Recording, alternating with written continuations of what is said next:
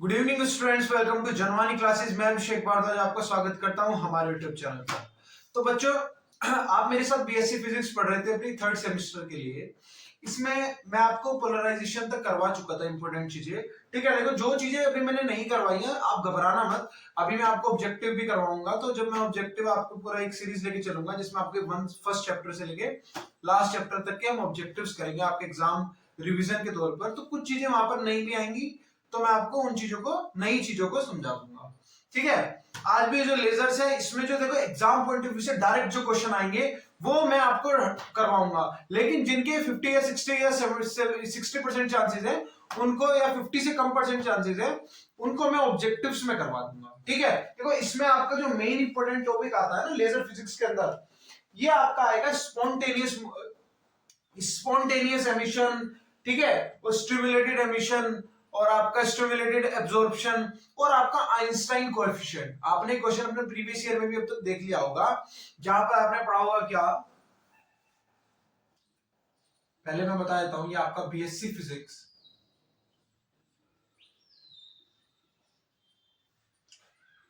Semester third के लिए। ठीक है, तो आज जो आपका टॉपिक मैं पढ़ाऊंगा वो है कौन सा,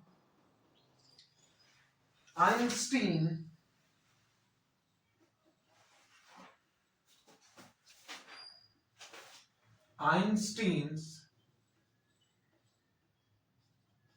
कोएफिशिएंट एंड absorption and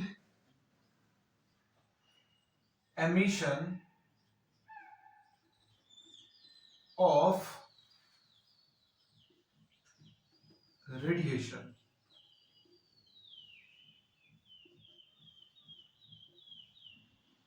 ठीक है, तो अब आएगा कि भाई ये आइंस्टाइन कोएफिशिएंट्स के बारे में तो आप ऑटोमेटिक समझ जाएंगे जब आपको पता लगेगा कि absorption and emission of radiation basically है क्या। देखो जो ये आपका absorption and emission of radiation है वो आपका 3 पार्ट्स में डिवाइड है। कितने पार्ट्स में डिवाइड है?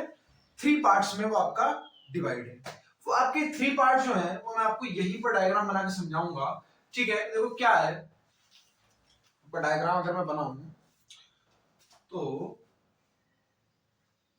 पार्ट्स में डिवाइड कर देता हूं जो आपको क्लियर समझ में आए कि आखिर तीनों के तीनों में डिफरेंस क्या है।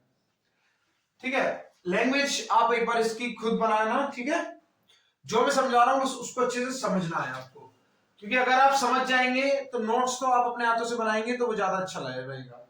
ठीक है, तो देखो क्या होता है कि मान लो हमारे पास एक एटम होता है। ठीक है, अब देखो उस एटम के अंदर इलेक्ट्रॉन्स की, आपके पार्टिकल्स की 2 स्टेट रहती है। मान लो ये आपकी 2 स्टेट्स है। ये आपकी एक्साइटेशन स्टेट है जिसकी एनर्जी है E2, और ये आपकी ग्राउंड स्टेट है जिसकी एनर्जी क्या है E1। ठीक है, ये आपकी कौन सी स्टेट है? Ground state. ठीक है, जिसकी एनर्जी है E1। इसी तरीके से आपकी क्या है? एक्साइटेशन स्टेट है, एक्साइटेशन स्टेट है जिसकी एनर्जी क्या है E1। मान लो यहां पर आपके कुछ n1 नंबर ऑफ पार्टिकल्स हैं। ठीक है, कुछ n1 नंबर ऑफ पार्टिकल्स है, और यहां भी आपके कुछ n2 नंबर ऑफ पार्टिकल्स हैं। अभी लेट कर लो। इसी तरीके से यहां पर भी मैं सेम चीजें बनाऊंगा, तब आपको तीनों में डिफरेंस समझ में आएगा। आपका E2, ये आपका E1,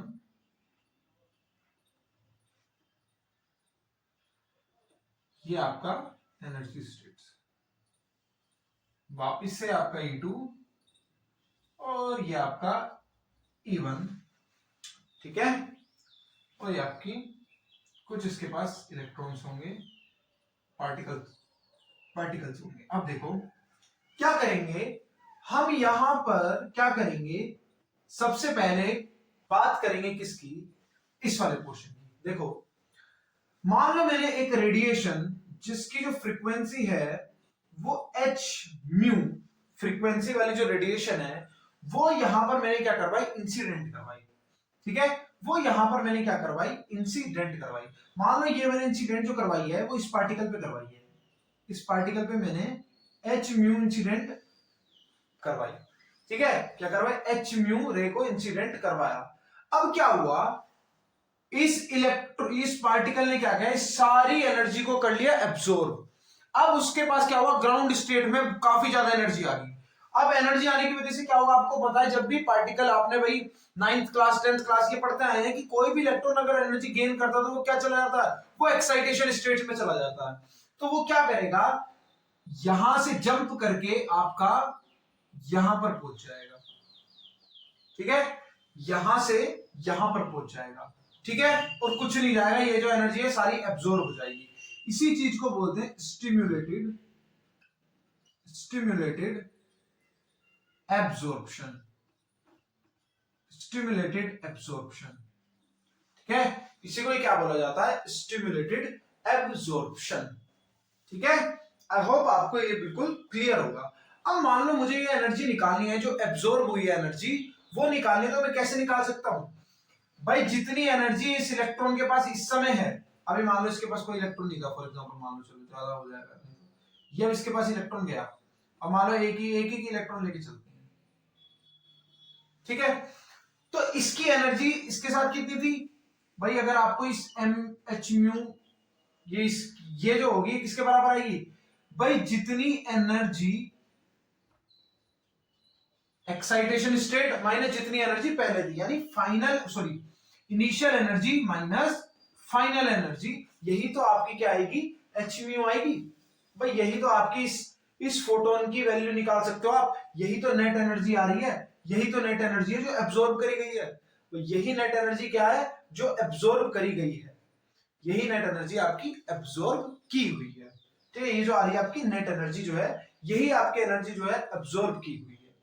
ठीक है, ठीक है, क्योंकि यहां पर आपका जो E1 के पास एनर्जी है वो ज्यादा है। ठीक है, तो ये आपका क्या है कि इसी प्रोसेस को क्या बोलते हैं, स्टिमुलेटेड एब्सॉर्प्शन, या कभी कभी हम इसको बोल देते हैं क्या, induced emission, sorry induced absorption. इसी प्रोसेस को हम क्या बोल देते हैं, इंड्यूस्ड एब्सॉर्प्शन। ठीक है बच्चों, समझ में आया, इसी चीज को हम क्या बोल देते हैं, इंड्यूस्ड एब्सॉर्प्शन। अब देखो यहां पर देखो क्या होगा, एक तो हो गया चलो एब्सॉर्ब होगी, दूसरा तरीका मान लो अगर मैं ग्राउंड स्टेट के पास ना ले जाकर जो इलेक्ट्रॉन है वहां पर एनर्जी प्रोवाइड करवाऊं, कहां पर, आपकी एक्साइटेशन एनर्जी पे, जो आपके इलेक्ट्रॉन है ना ये एक्साइटेशन एनर्जी पर, इसको मैं क्या करूं, इसको प्रोवाइड करवाऊं आपका क्या, इस एच म्यू को, इस रेडिएशन को, इस फोटोन को, यहां पर मैंने क्या करवाया, इससे इंसिडेंट करवाया। क्या होगा, अब ये जब मैं इससे इंसिडेंट करवाऊंगा ना, तो क्या होगा, ये एनर्जी लूज कर देगा। एक तो ये आइडेंटिकल फोटोन निकालेगा यहां से, और एक ही ओरिजिनल फोटोन निकाल देगा। ठीक है, और क्या हो जाएगा, ये वापिस से अपनी ग्राउंड स्टेट में आ जाएगा, वापिस से अपनी ग्राउंड स्टेट में आ जाएगा। इसको बोलते हैं क्या, स्टिम्युलेटेड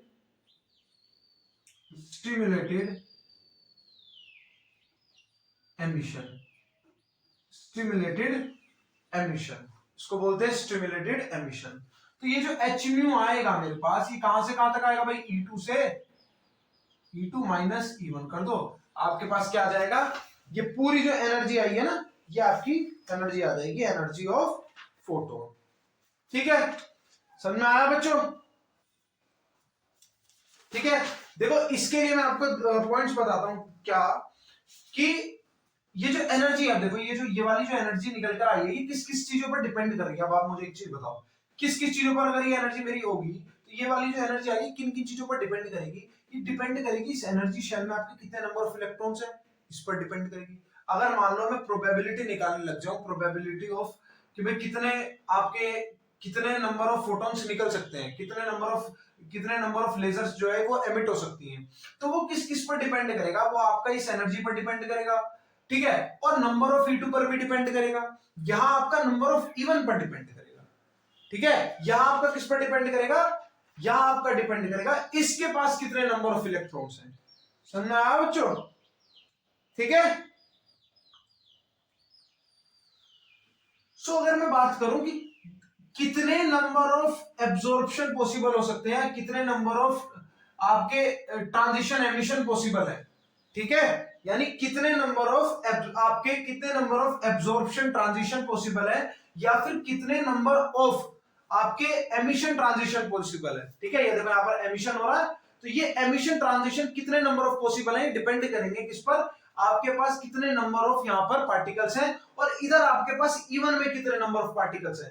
यानी इधर डिपेंड करेंगे n1 पर, इधर डिपेंड करेंगे n2 पर। मान लो इधर और ज्यादा इलेक्ट्रॉन्स होते तो क्या होता, और ज्यादा पार्टिकल्स होते तो क्या होता, और ज्यादा नंबर ऑफ फोटॉन्स बनते भाई, और ज्यादा नंबर ऑफ फोटॉन्स बनते, इतना होता है ना, और ज्यादा नंबर ऑफ फोटॉन्स बनते।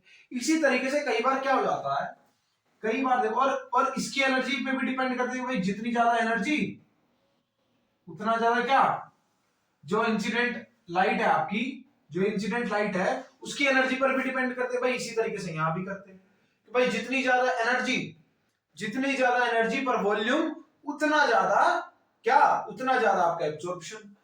ठीक है, जितनी ज्यादा एनर्जी पर वॉल्यूम उतना ज्यादा आपका एमिशन, उतना ज्यादा इधर एब्जॉर्प्शन होता। अब यहां पर क्या होता है, देखो एक ही पार्टिकल को लेट करके चलो, इधर क्या होगा कि कभी कभी क्या होता है, एक्साइटेशन स्टेट टेम्पररी होती है, ये सभी आपको, आप सभी ये चीज आपको पता है कि कोई भी पार्टिकल सिर्फ टेम्पररी क्या होता है, एक्साइटेड स्टेट में जाता है, थोड़ी देर बाद क्या हो जाता है भाई, वो ऑटोमेटिक अपनी ग्राउंड स्टेट पर वापस आ जाता है, और वो तब भी क्या करता है, एक फोटोन को रिलीज करता है। अब देखो यहां पर खुद हुआ है, ये जो काम हुआ है यहां पर खुद हुआ है, इसी वजह से इसको बोला जाता है क्या, इसको बोला जाता है spontaneous emission, spontaneous emission.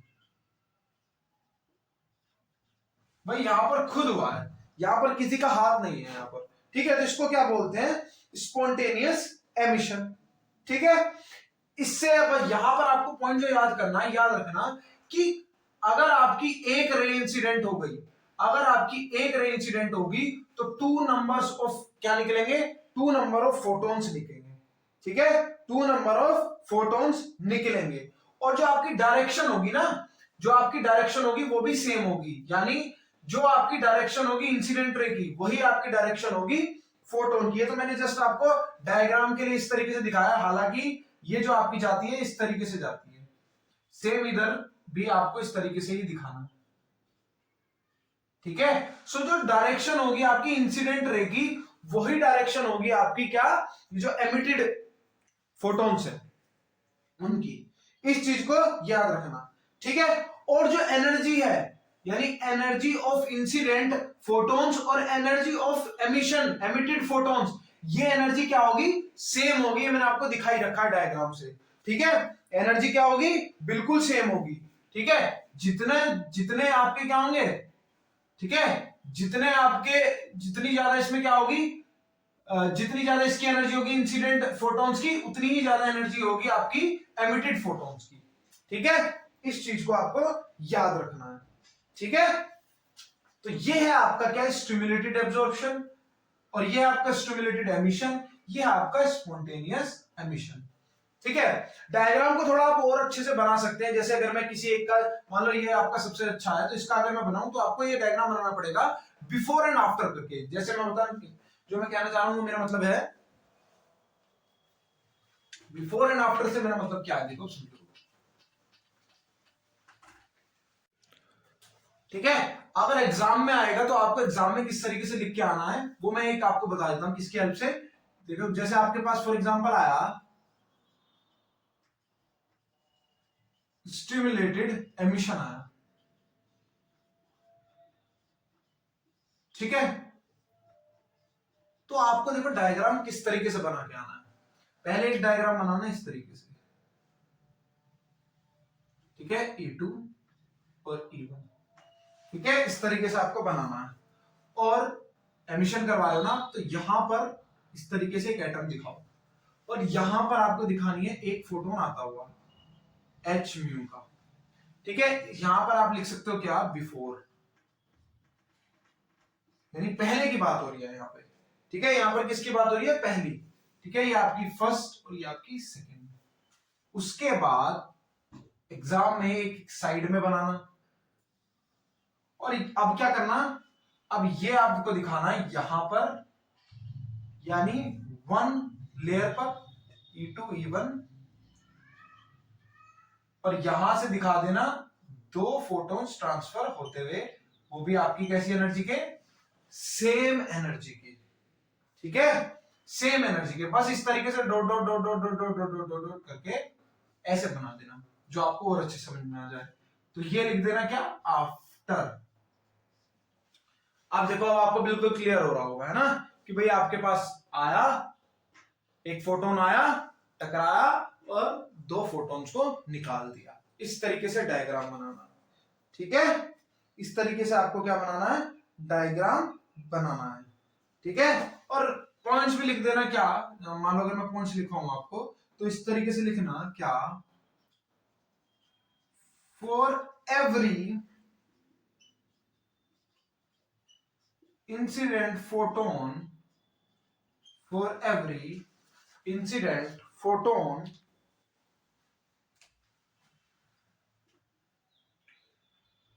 we have two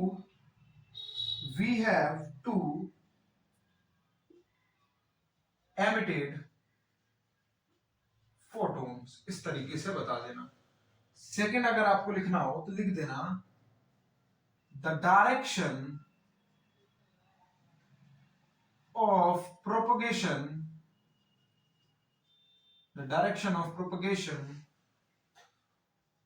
of emitted photons, of emitted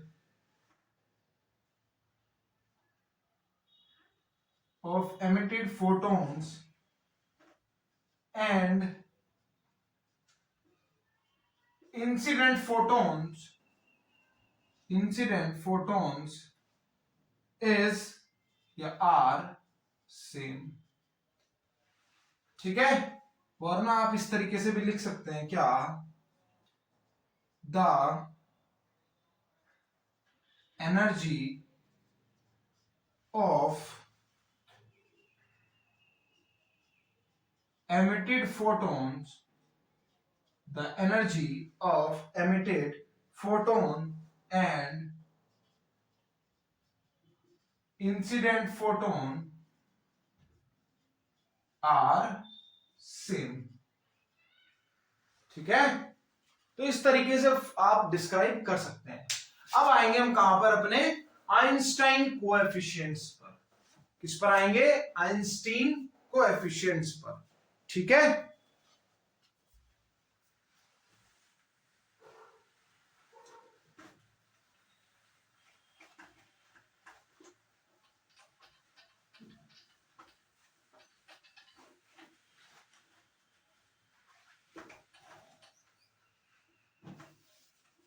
चलो फिर हेडिंग डालो, Einstein coefficients A and B.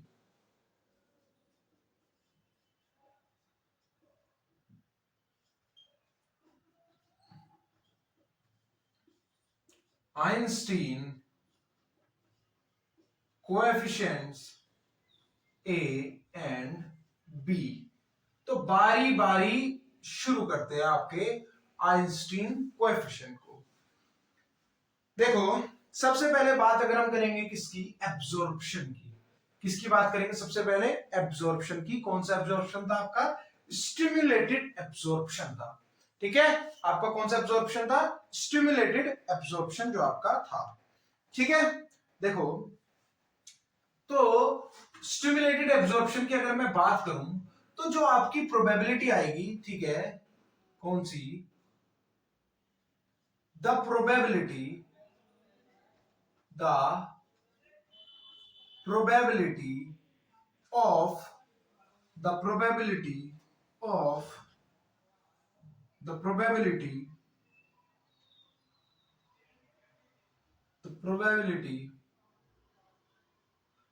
पहले मैं एक बार बता देता हूं आपको कि आइंस्टीन कोएफिशिएंट्स होते क्या हैं, ठीक है। हल्की सी एक लाइन लिख लेना, देखो ये सारी चीजें, ये लिखने से पहले एक लाइन लिख लेना, क्या, वो लाइन इंपॉर्टेंट है इस वजह से मैं उसको लिखाऊंगा, ठीक है। तो लाइन लिख लेना, आपको क्या लाइन लिखनी है कि the probability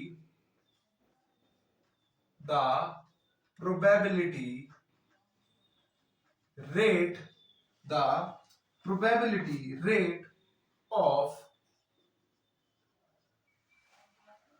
transition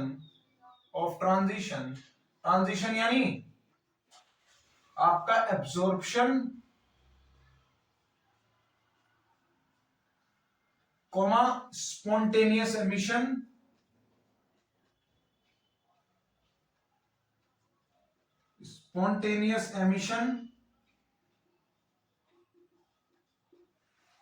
comma stimulated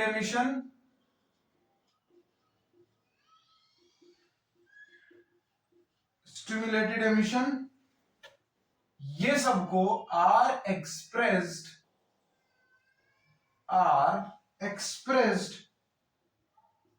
in terms of three constants. वो आपके थ्री कॉन्स्टेंट होते हैं, कौन कौन से? B12, B21 एंड A21, ठीक है, जिन्हें हम क्या बोलते हैं? which are known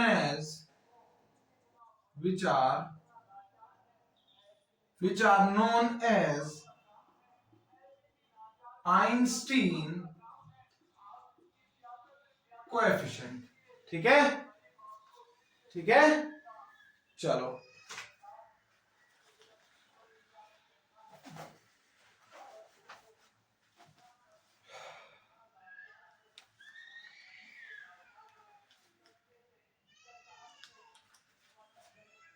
ठीक है, अब हम बारी बारी चलते हैं। तो देखो 4 अगर मैं सबसे पहले निकालूं क्या, the probability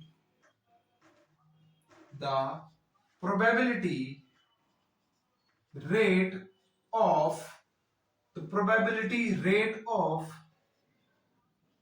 stimulated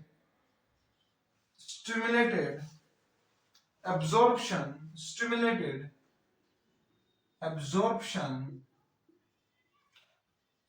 is given by P12। अब ये मैंने P12 क्यों लिखा है? तो P तो प्रोबेबिलिटी के लिए हो गया, 12 इज क्योंकि वहां पर आपका क्या होता है, जो इलेक्ट्रॉन होता है, जो आपका पार्टिकल होता है, वो 1 यानी ग्राउंड स्टेट आपकी 1 से सेकंड में जाता है।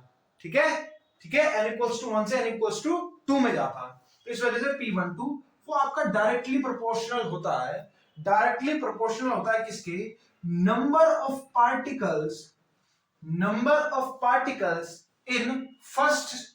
in ground state, number of particles in ground state, and as well as जो आपकी एनर्जी होती है पर यूनिट वॉल्यूम, उसको हम डिनोट कर देंगे U से। ठीक है, उसको हम डिनोट कर देंगे U से। ठीक है, यहां पे इससे आप डिनोट कर सकते हो। ठीक है, म्यू लगाकर।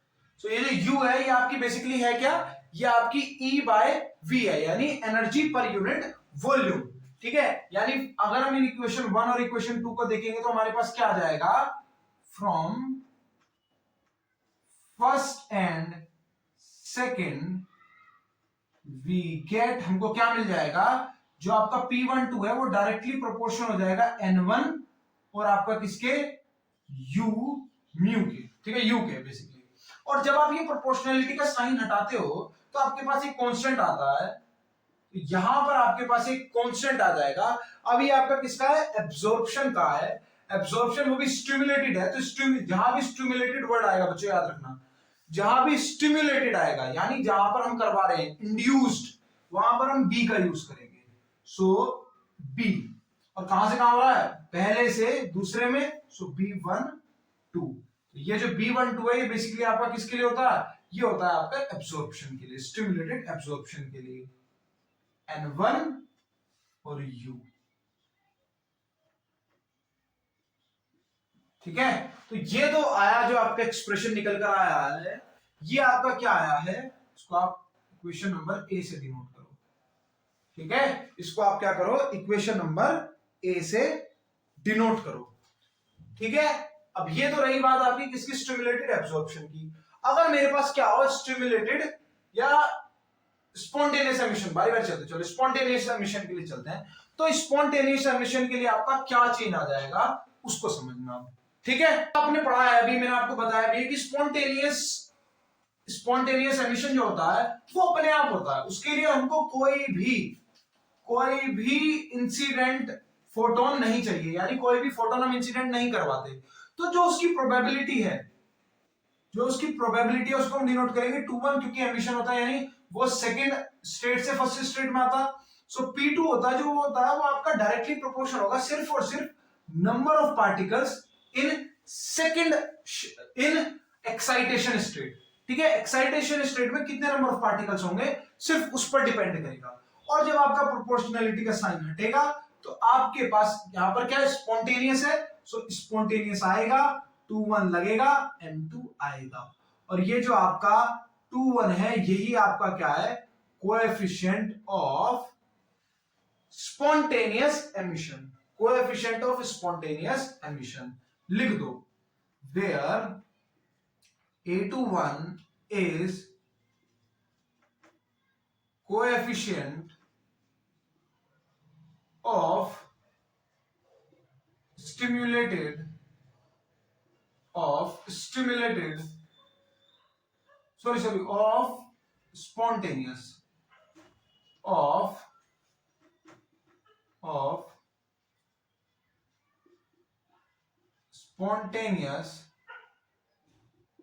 एमिशन। ठीक है, ये आपका किसका है, स्पॉन्टेनियस एमिशन का। अगर मान लो मैं किस पर जाऊं, अब मैं अगर मान लो आपका किस पर आऊं, अब मैं आपका आता हूं किस पर, स्टिमुलेटेड एमिशन पर। अब स्टिमुलेटेड एमिशन में क्या करते हैं हम एक रे को क्या करवाते हैं, इंसिडेंट करवाते हैं, यानी वहां जो आपकी प्रोबेबिलिटी होगी, ठीक है, यानी वहां पर जो आपकी ये जो प्रोबेबिलिटी होगी वो किसके डायरेक्टली प्रोपोर्शनल होगी। देखो वहां भी आपका क्या हो रहा है, 2-1 हो रहा है भाई, वहां भी आपका क्या हो रहा है, वहां भी आपका 2-1 हो रहा है बेसिकली। तो ये जो आपका 2-1 है, ठीक है, और ऊपर भी आपका क्या हो रहा था, 2-1 हो रहा था। ठीक है, थोड़ा सा अलग लिखना पड़ेगा मुझे, है ना, थोड़ा सा अलग लिखना पड़ेगा। तो इसको हम क्या बोल सकते हैं, क्योंकि P21 तो हमने ऊपर शो कर दिया कि भाई सेकंड से फर्स्ट में आ रहा है, तो डैश लिख दो, चलो यहां पर डैश लगा देते हैं। ये वाली जो प्रोबेबिलिटी होगी आपकी डायरेक्टली प्रोपोर्शनल होगी अब किसके, एक तो उसकी एनर्जी पर वॉल्यूम के, प्लस ये और किसके डायरेक्टली प्रोपोर्शनल होगी, आपका number of excitation state, number of particles in excitation state. यानी जो आपकी P21 है ये डायरेक्टली प्रोपोर्शनल होगी किसके, N2 और U के दोनों के प्रोडक्ट के। और जब आपका ये डायरेक्टली प्रोपोर्शनल का साइन हटेगा तो आपके पास एक कांस्टेंट आएगा, स्टिमुलेटेड के लिए B लिखते हैं, B21। ठीक है, कौन सा आएगा, B21, और कौन सा, B21 N2 U। तो ये आपके पास क्या आया निकल के, ये आपके पास निकल के आया है, यहां पर लिख दो, where B21 is coefficient of stimulated emission,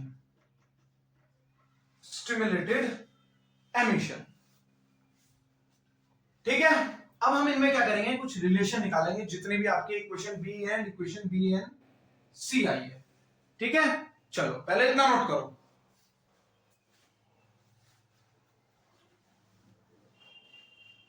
अब देखो बच्चों क्या होता है, आपका थर्मल इक्विलिब्रियम में आपका एक कंडीशन होती है, क्या,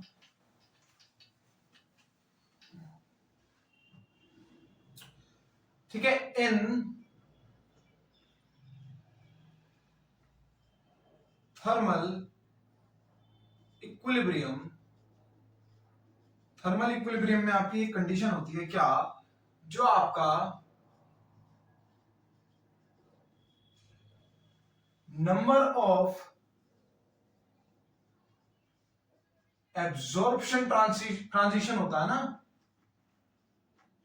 एब्जॉर्प्शन ट्रांजिशन जो होता है, और जो आपका एमिशन ट्रांजिशन होता है,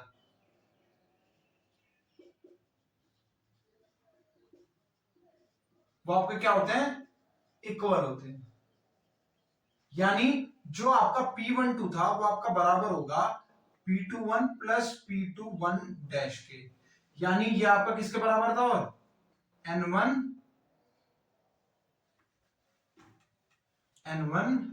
U म्यू, और ये आपका किसके बराबर था, P21 स्पॉन्टेनियस के, ये स्पॉन्टेनियस वाला था ना, तो ये सिर्फ N2 के बराबर था, और प्लस आपका क्या हो जाएगा N2 U म्यू। ठीक है, ये आपका बेसिकली आ जाएगा इसके बराबर। अरे अरे अरे अच्छा ठीक है, और यहां पर आप अपने कोएफिशिएंट लिख दो। यहां पर आपका कोएफिशिएंट कौन सा आएगा, B12। यहां पर आपका कोएफिशिएंट कौन सा आएगा, A21 N2, और यहां पर आपको कोएफिशिएंट कौन सा आएगा, B21। ठीक है, B21। ठीक है, अब ये आपके एनर्जी पर वॉल्यूम वाले एक साइड ले लो। ठीक है, एनर्जी पर यूनिट वॉल्यूम वाले क्या करेंगे, हम एक साथ ले लेंगे। ठीक है, एक साथ लेने का मतलब क्या, इसको मैं इधर ले आऊंगा, यानी B12 N1 माइनस हो जाएगा आपका क्या, B21 N2, बाहर आपका आएगा U, और इधर सिर्फ आपका बचेगा A21 N2। तो यहां से U म्यू जो होगा आपका बराबर आ जाएगा A21 N2 bye B12 N1 minus B21 N2 के।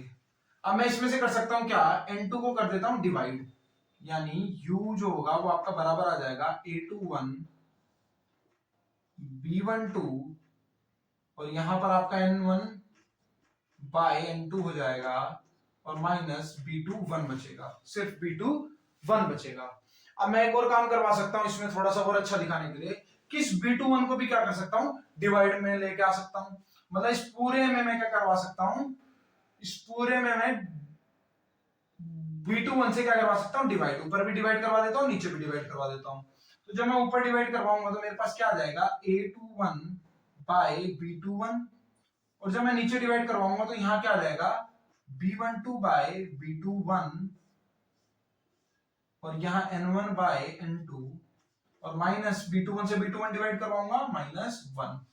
तो मेरे पास ये एक मेरी मेन इक्वेशन निकल कर आ गई है। इसको मैं लेट कर सकता हूं इक्वेशन नंबर स्मॉल ए। ठीक है, ये मेरे पास एक स्मॉल ए आ गई है। अब तो एक तो मेरे पास आई है, ये एक थर्मल इक्विलिब्रियम की कंडीशन मुझे मैक्स बोल्ट्जमैन इक्वेशन ने दी थी, मैक्स बोल्ट्जमैन डिस्ट्रीब्यूशन लॉ ने दी थी। ठीक है, ठीक है, आपका जो बोल्ट्जमैन डिस्ट्रीब्यूशन लॉ था उसने मुझे एक कंडीशन दी थी। ठीक है, वो क्या थी उसके बारे में बात करते हैं। ठीक है, पहले इतना नोट करो, आप यहां तक पहले नोट करो।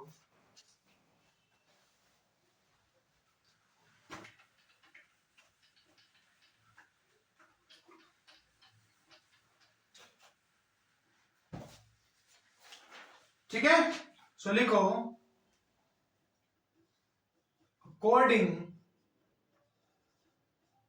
टू बोल्ट्जमैन लॉ, जो आपका N2 बाय N1 होता है ये आपका बराबर होता है e की power minus E2 by KT by e की power minus E1 by KT के। या आप निकालते हो ना, याद करो मैक्सवेल बोल्ट्जमैन आपने सेमेस्टर थर्ड में अपना पढ़ा होगा, या शायद मैं आपको, हाँ ये सॉरी, ठीक है, ये आपका एक मैक्सवेल बोल्ट्जमैन लॉ होता है। ठीक है बच्चों, ठीक है, जो आपका नंबर ऑफ किसी भी स्टेट के अंदर जो आपकी एनर्जी है वो किस चीजों पर डिपेंड करती है उसका एक डेरिवेशन होता है। इसको आपको याद करना पड़ेगा बच्चों। ठीक है, कि जो आपका N2 बाय N1 होता है, जैसे मान लो आपको नंबर ऑफ पार्टिकल्स निकालने हैं, नंबर ऑफ पार्टिकल्स निकालने हैं इन एक्साइटेशन स्टेट, तो आपका वो बराबर होता है e की power minus E2 by KT के। ठीक है, इसके आपका बराबर होता है, इस चीज को आपको याद रखना है। ठीक है, यहाँ पर आपका एक N नोट भी होता है, वो दोनों आपस में कैंसिल हो जाएंगे क्योंकि वो आपका कोएफिशिएंट की तरह काम करता है। ठीक है, तो अब आप, ठीक है, ये चीज आपको समझ में आई। ठीक है, ये चीज आपको समझ में आई। और जब मैं देखो इसको ऊपर लेके जाऊंगा तो मेरे पास क्या आ जाएगा, यहां से इसको मैं और मॉडिफाई करना चाहूँ तो मैं लिख सकता हूँ क्या, n2/n1। अब ये आपको मैं ऊपर लेके जाऊंगा तो ये प्लस में चला जाएगा और आपका आ जाएगा क्या, e की power e2 minus e1, e2 minus e1 minus का e2 minus e1 by kt। ये आएगा, माइनस को मैं ले लूंगा ना, मैं तो माइनस का, तो माइनस को मैं ले लूंगा e2 माइनस e1 kt। ठीक है, अब हम इसमें क्या कर सकते हैं, नाउ जो आपका e2 माइनस e1 है वो मैंने अभी बताया था आपका किसके बराबर होता है, h म्यू के।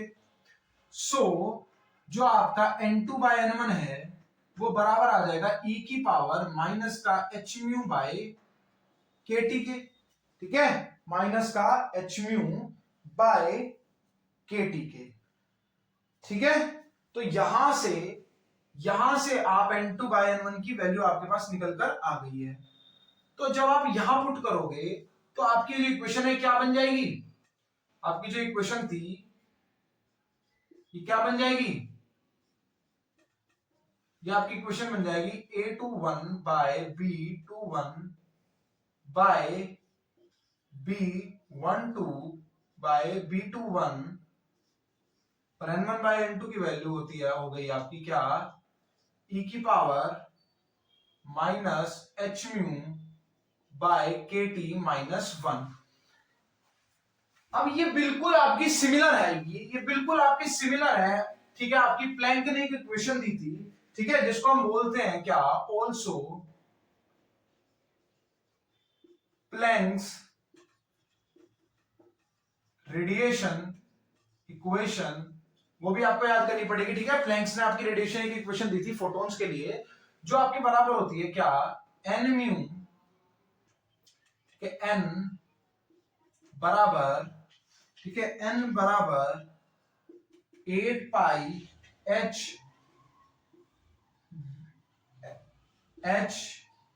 Mu cube by c cube 1 upon e की power h mu by kt minus 1 के। ठीक है, अब आप कंपेयर कर सकते हो, देखो बिल्कुल आप इजीली कंपेयर कर सकते हो, ये आपका इसके बराबर आ रहा है और ये आपका, ये तो कांस्टेंट है ना, ये आपका 1 के बराबर आ रहा है बेसिकली, है ना, ये तो पूरा कांस्टेंट है। हाँ, ये तो कांस्टेंट ही है तो इसकी तो हमें जरूरत ही नहीं है। ठीक है, सो आप लिख सकते हो क्या, ये आपका ए लेट किया था ना और ये आपने बी लेट करा था।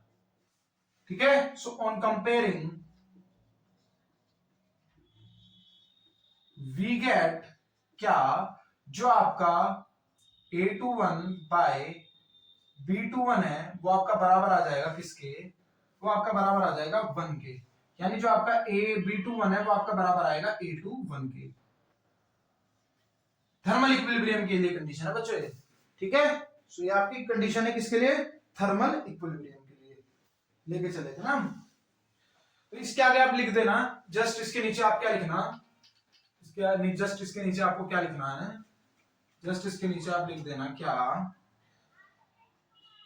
द प्रोबेबिलिटी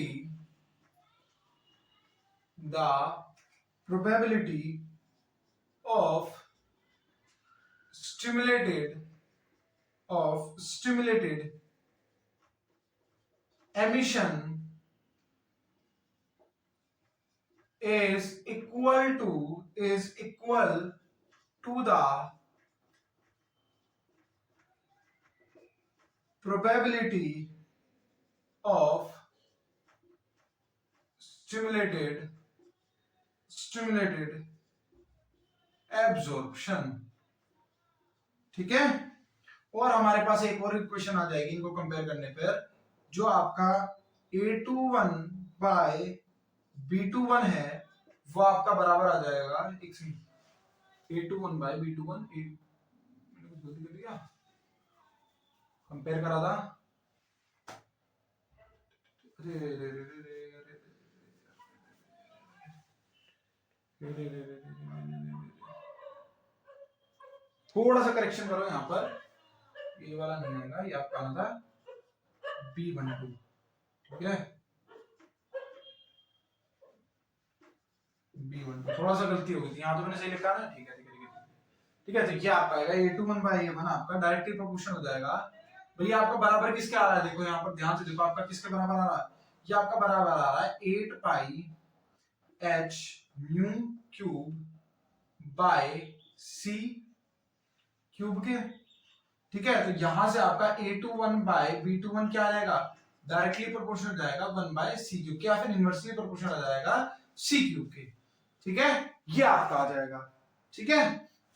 यानी जो प्रोबेबिलिटी होगी आपकी स्टिमुलेटेड एमिशन की और आपका जो स्टिमुलेटेड स्पॉन्टेनियस एमिशन है, उन दोनों की जो प्रोबेबिलिटी होगी वो आपकी डायरेक्टली प्रोपोर्शनल हो जाएगी 1/v क्यूब के, ठीक है। इस चीज से आपको ये पता लग जाएगा, ठीक है। जो आपकी प्रोबेबिलिटी आई है ना ये स्पॉन्टेनियस एमिशन की, और ये आपकी प्रोबेबिलिटी किसकी है, ये आपकी है स्टिमुलेटेड एमिशन की, ठीक है। इनका जो रेशियो होगा वो आपका प्रोपोर्शनल होगा v क्यूब के, ठीक है। तो ये आपके पास आया है रिजल्ट, एक ये रिजल्ट है आपका और एक ये वाला आपके रिजल्ट है, ये दो इंपॉर्टेंट रिजल्ट है, ठीक है बच्चों। बाकी जो इंपॉर्टेंट चीजें हम कुछ कवर करेंगे, अब आपका सिलेबस ऑलमोस्ट हो ही गया, मतलब हो गया है, अब आपकी बस मैं रिवीजन क्लासेस निकालूंगा, तो उनको और देखना बच्चों, और आपके एग्जाम के लिए काफी कुछ प्रिपेयर हो जाएगा, ठीक है। चलो फिर अब इतना ही रखते हैं, अब मिलेंगे हमारी ऑब्जेक्टिव क्लासेस में, ठीक है। चलो फिर, थैंक यू वेरी मच।